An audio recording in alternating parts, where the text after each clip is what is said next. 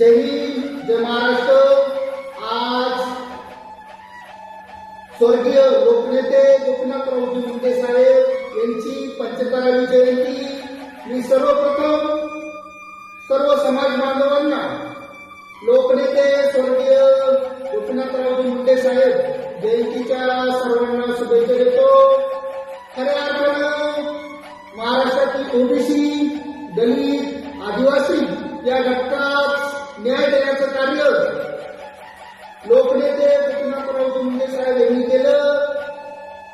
खऱ्या अर्थानं गोरगरीब जनतेस न्याय देऊन आपला जो समाज आहे तो बळकट